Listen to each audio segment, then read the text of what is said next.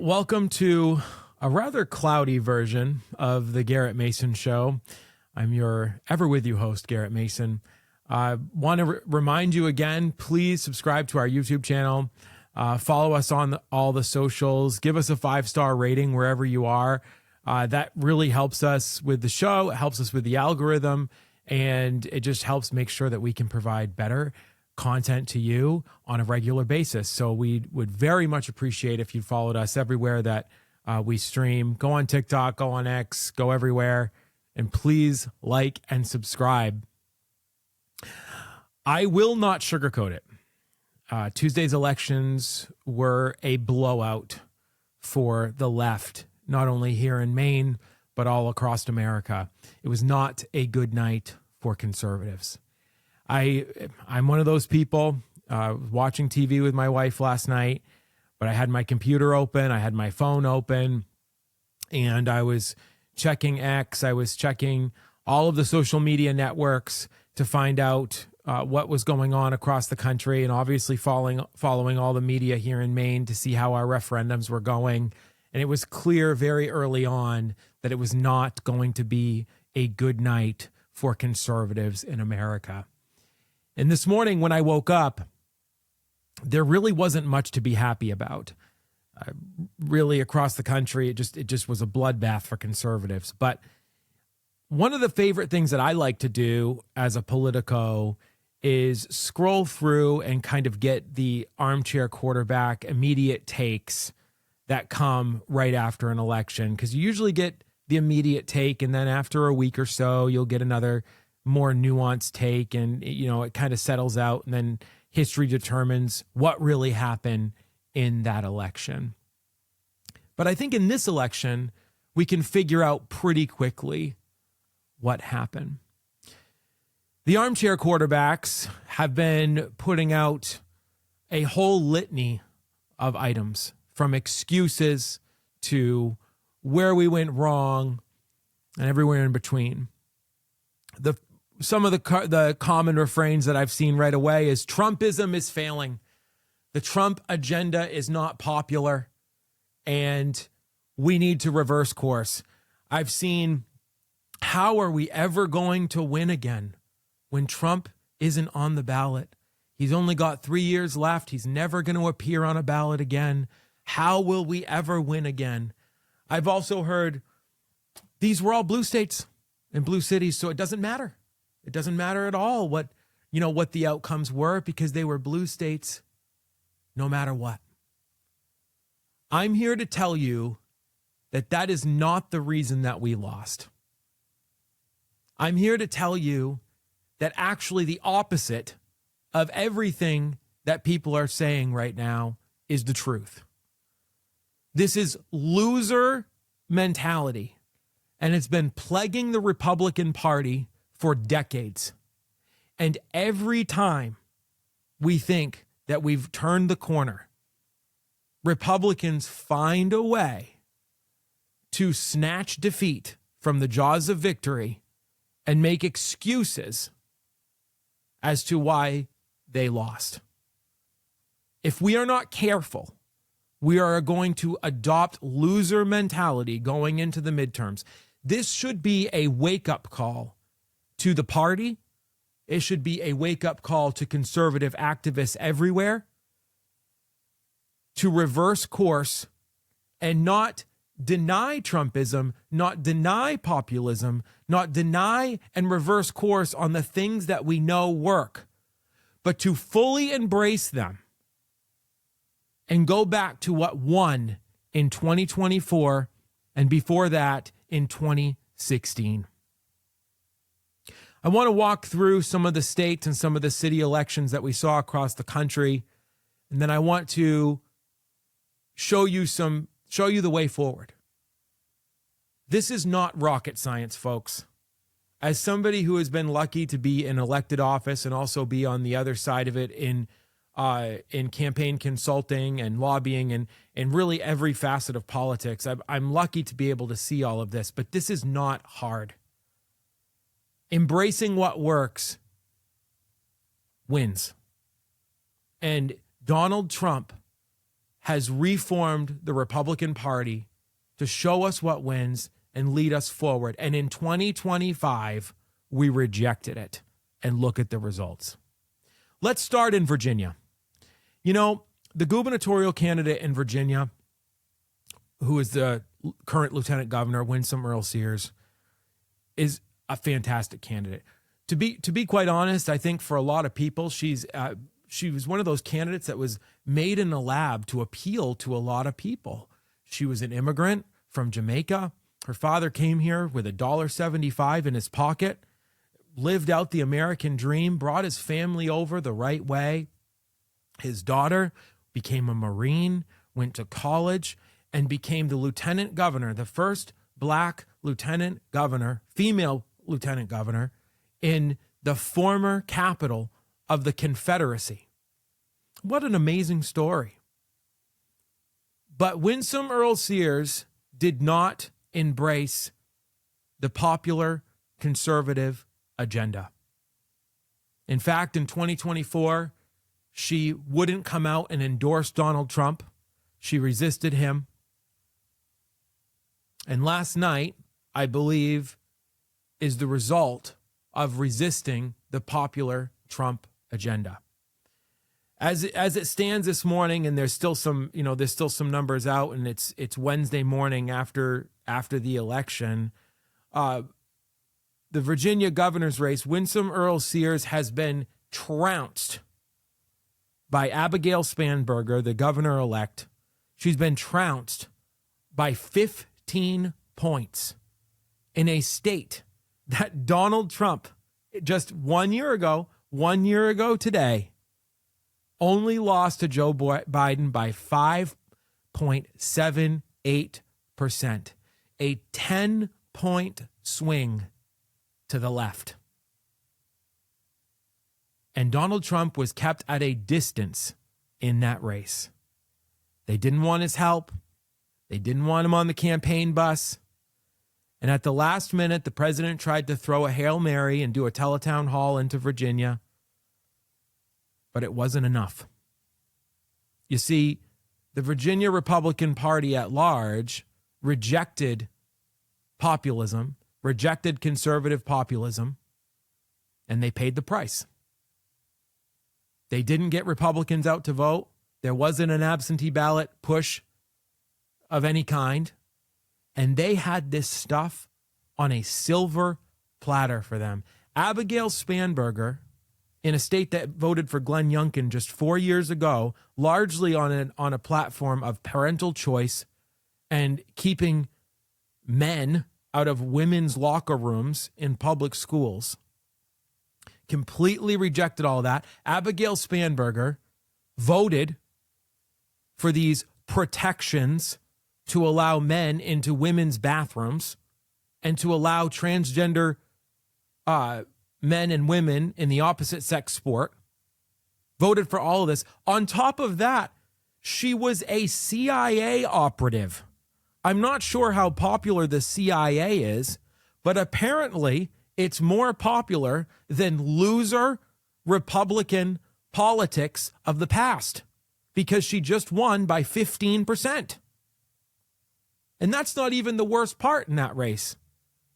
The election and the campaign for governor was so horrible that a guy running alongside of the governor-elect, Jay Jones, who we've talked about on this show before, can literally come out and say that he wants to kill Republicans and watch Republican children die in their mother's arms and still get elected. That's right, folks. That guy is now the Attorney General of Virginia. If I was a Republican living in Virginia, I would shudder at the fact that this man is responsible for upholding law and order in that state.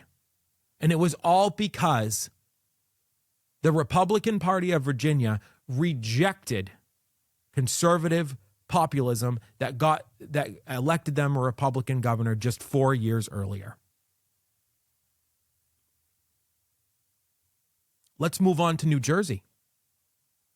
New Jersey. Probably a blue state for most people out there. But these 2025 off-year elections have proven to give a lot of boost to the party who wins them, or in our case, in these two states, come close. New Jersey's been talked a lot about lately. It's been a place that's been trending red. In fact, President Trump only lost New Jersey by a little over 4% of the vote. That's it. Came very, very close. Once again, you didn't see the president on a bus tour with the Republican candidate, Jack Ciattarelli. You had another Congresswoman, Mikey Sherrill, who's now the governor-elect of New Jersey, also voted for all the same Democrat craziness that Abigail Spanberger did. But this is an election that Donald Trump in 2024 only lost by a little over 4% of the vote. Pretty good for a state like New Jersey. Let's fast forward to what the results from the gubernatorial election in New Jersey look like. Jack Ciattarelli lost by 13%. And it was because, once again, there was absolutely zero ground game. There was no absentee ballot push of any sizable kind outside of Scott Pressler, who's literally a one-man band of absentee ballot collection. But even Scott Pressler couldn't get out the vote enough. And the Republicans saw a 10-point swing to the left in New Jersey. Now, Jack Ciattarelli is not a newcomer to politics. He's been in the New Jersey Assembly, and this is the third time he's run for governor. Maybe we shouldn't be running the same candidate for the third time in a row. And maybe Republicans ought to get the message that there was a guy who ran for president and brought New Jersey awfully close to being a red state. But we didn't do that. We went back to the same old, nominated the guy who's already lost for governor twice. There's some similar stories in Maine politics. Things that we like to do like that here in Maine. But what do I know? Let's move along to New York. New York City, the capital of capitalism, is now controlled by a communist. Yes, that's right, everybody. Zoran Mamdani, proud Bowdoin alumni, is now the communist mayor of New York City. And I've heard a lot of people talk about this. A lot of people say, oh, well, Garrett, who cares about that? It's New York City. Who cares? New York City is the capital of the Empire State. It is the engine of not only the country, but the world. There's songs written about New York and how it's where dreams are made. And New York, if you've ever been there, is a really fun place to go. And I'm tired of hearing people say, well, it's a city, so who cares? That's loser Republican mentality. That is loser mentality. We have to stop ceding ground to leftists, and not even leftists anymore, communists, guys. This is a communist, okay? I'm not saying that. He's avowed this himself. There's many clips of him talking about this. He wants to buy private property and turn it into public property. He wants to use city funds to buy apartment buildings and make them public housing and decommodify housing. That's his own stated goals. And shame on Republicans in New York City for giving them the option and making them feel bad that they didn't want to vote for Andrew Cuomo. Let's talk about Andrew Cuomo. This is the former governor of New York who had to resign in disgrace because he was literally killing people in nursing homes with COVID. This is a guy who's been accused of sexual assault from many women while decrying it for everybody else. The conservative option in New York City last night was Andrew Cuomo. That is a joke, because Republicans put up multi-time failed candidate Curtis Sliwa. Now, I'm in public relations, okay? And I'd like to think of myself as moderately successful in the field, all right? I understand that Curtis Sliwa wears a red beret because it was a organization that he founded in 1979 called Guardian Angels that used to protect people from crime. I understand, but I have news. It's 2025.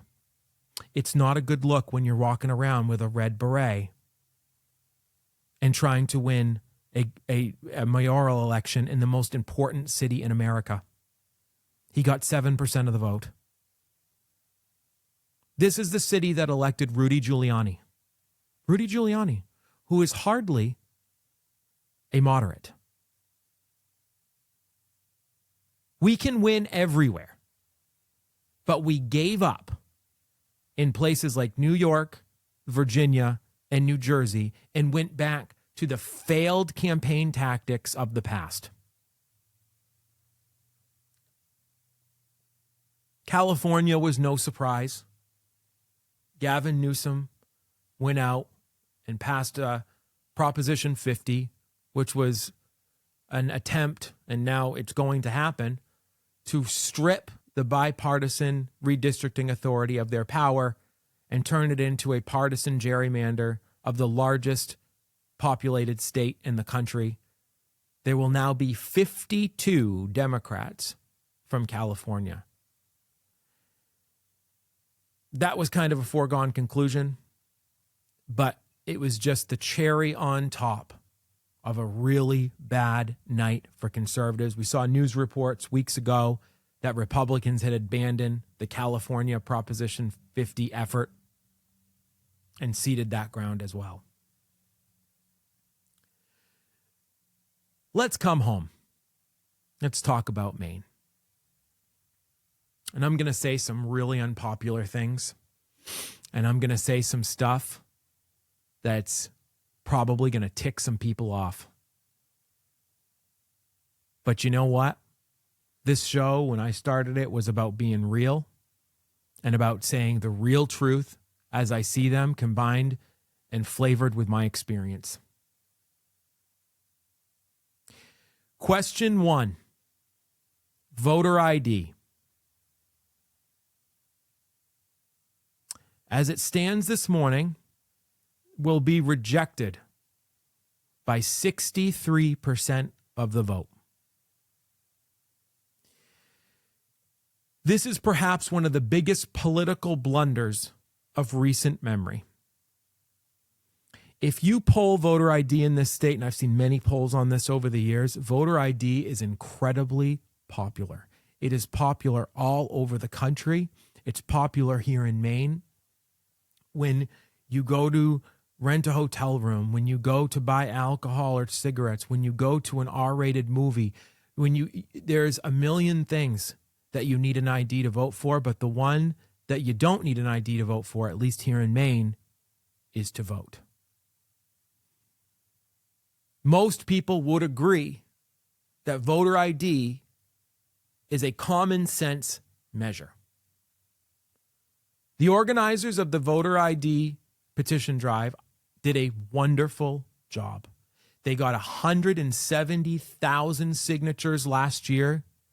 Unprecedented effort. 170,000 signatures. That's almost 20% of the registered electorate in Maine. It's a feat worthy of congratulations, but that's where I'm going to stop, because that referendum was a massive blunder.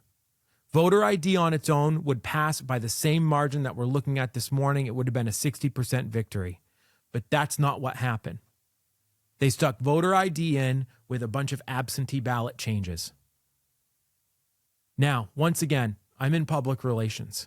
And one thing I know about politics is it doesn't matter what your intention is. It matters what the public perceives it to be. By putting absentee ballot changes, whether they're a good idea or not, and I don't care. I don't care if the people that ran this referendum think that we should just have election day and get rid of absentee balloting altogether. And I also don't care if they didn't intentionally want to do anything to absentee ballot voting, but make it more accessible to everybody. That's not what the public got for a message.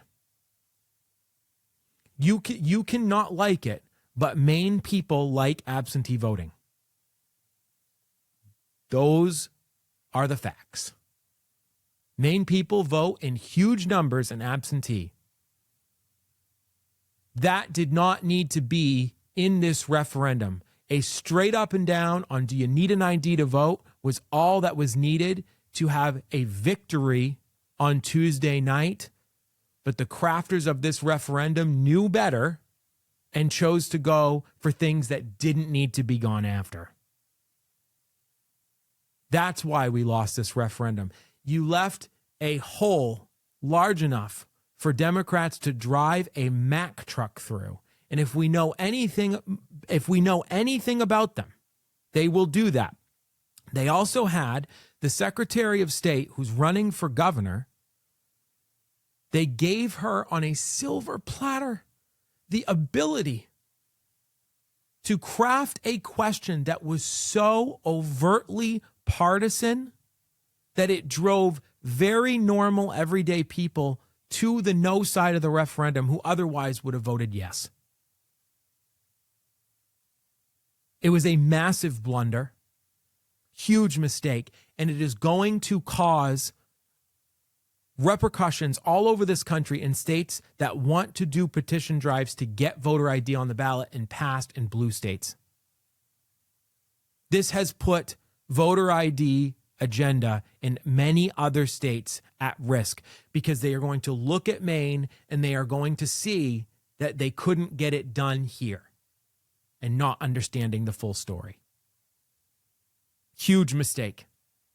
The bottom line is, in this referendum on question 1, it was perceived to be that Republicans were trying to eliminate absentee voting. I know that wasn't the case, but you gave them the opportunity. Huge mistake, and it cost us dearly. 170,000 people signed on to the voter ID referendum when it was circulated last year. Right now, there's about 140,000 people who voted yes. Where are the other 30,000 people? Well, I'm going to tell you. They weren't told to come out and vote. Once again, the Republican Party has dropped the ball on the absentee ballot effort in Maine. We instead wanted to chase, I don't know, whatever mailer the consultant is going to get paid off of or whatever text message or whatever, doing all the losing tactics from the times when we lost, and it showed. Huge problem. Voters know what they want. You just have to be smart enough to give it to them. Voters want voter ID. If you give it to them, they will vote for it. Voters do not want changes to the absentee ballot program. And so they rejected it.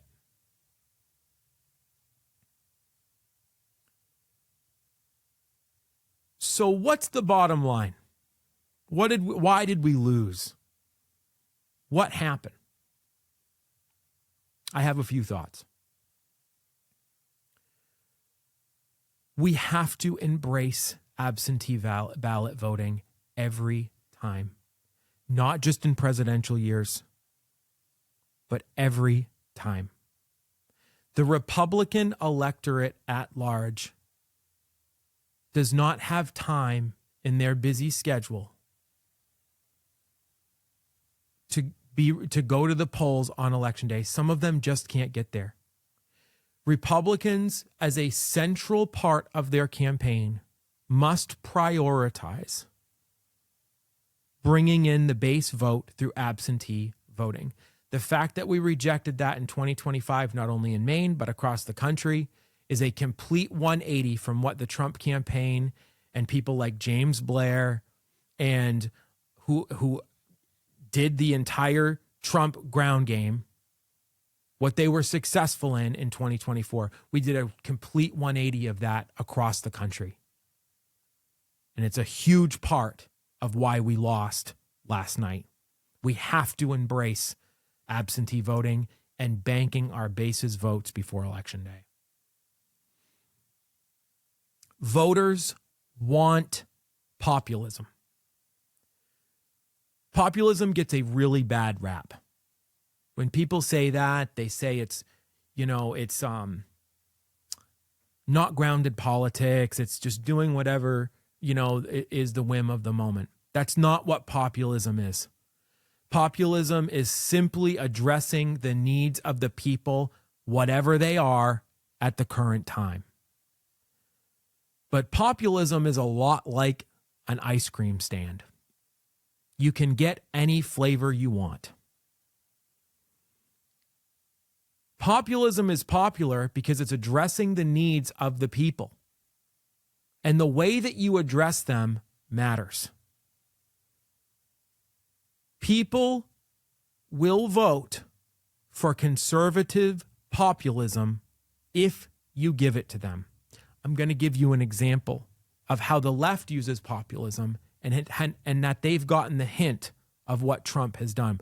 Trump has been wildly successful. From the time that he went down the escalator in 2015, he was a national conservative populist.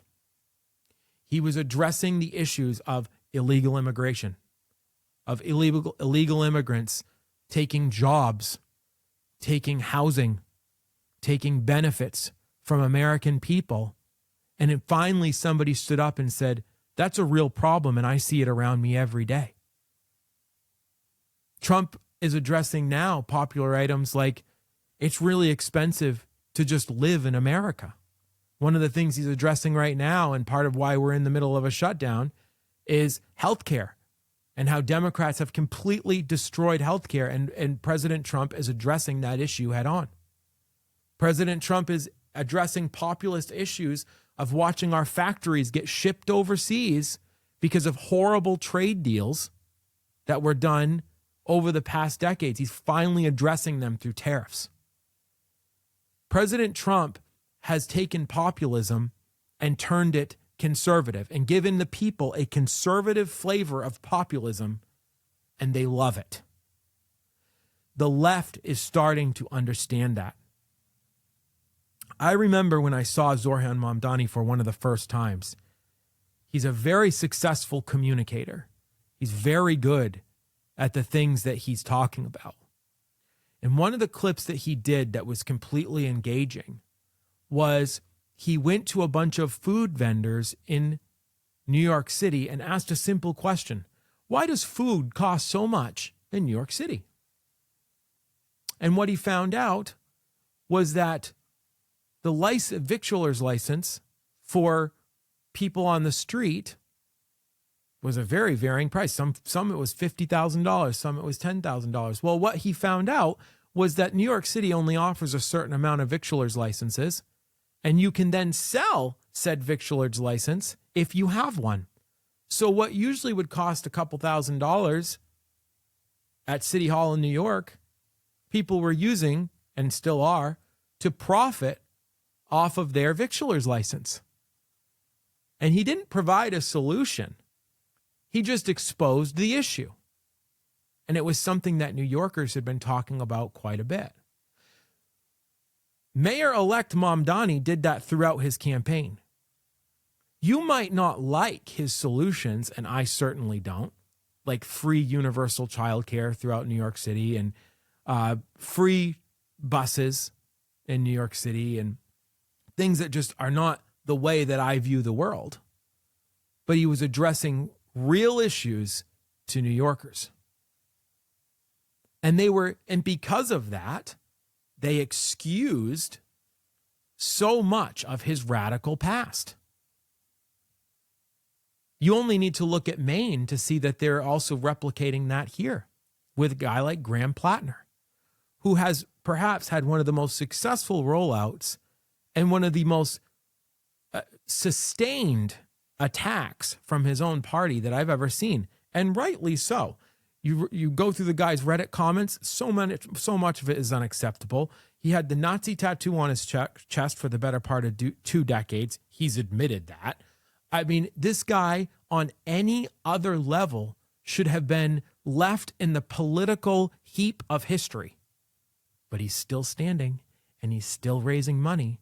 And I wouldn't be surprised if he's the Democrat U.S. Senate nominee in 2026 against Susan Collins, because he's addressing real needs with people with socialist and communist ideology. You can also contrast those with a guy like Ron DeSantis. Ron DeSantis is incredibly popular because he's addressing real issues. The guy is on track to eliminate property tax for residents of Florida. What an incredible accomplishment. And that's all due to the fact that he's addressing something that real Floridians are talking about, not the 6-month-a-day snowbirds that typically go down there. And no offense, I know a lot of them. Populism wins. It's what kind of populism are you going to serve up? Are you going to serve up conservatism, or are you going to serve up democratic socialism, is I guess what we're calling it now? Every time populist conservatism is on the ballot anywhere across the country, it wins. We have some examples in the very dark night that it was on election night 2025. When conservatism is on the ballot and you combine that with an absentee ballot push and talking to your base, you win. Turning Point USA is very focused in Arizona, obviously, because that's where their headquarters is. But last night, they were able to recall the Arizona head of Republicans for Harris on the Mesa Town Council. They were able to recall her and also win the subsequent election on the ballot that replaced that person. And they did it because they embraced, once again, absentee voting. And Turning Point USA is their model, and Charlie Kirk's model is the way that conservatives can win forever.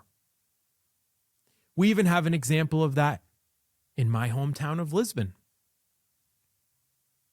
Last night, after a tax revolt in the town of Lisbon, a slate of conservative candidates won a majority on the town council while running around the town with Make Lisbon Great Again hats and articulating that town hall was out of control.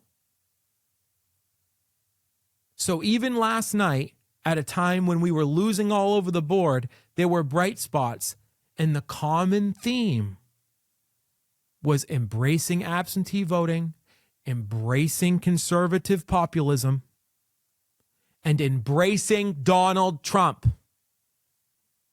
Pushing Donald Trump away is a really good way to lose. And as we go into a future where Donald Trump's not going to be on the ballot in 2028, I know the Trump 2028 hats are out there, but I don't think that's going to happen. We have to learn from what the president has taught us going forward. Play by the rules you are given, not the ones you want. Embrace absentee voting. Take advantage of Democrat systems like clean elections, where Democrats are wiping the floor with us, and use programs like that to beat the left. Do not turn away from the Trump agenda. The Trump agenda wins. And the Trump method of vote collection wins. And the conservative populist message will always win. And if you don't put it out there, you will get Democrat, socialist populism. And we're seeing it in Zoran Mamdani. We're seeing it in Graham Plattner. And we're seeing voters forgive that, all of their past,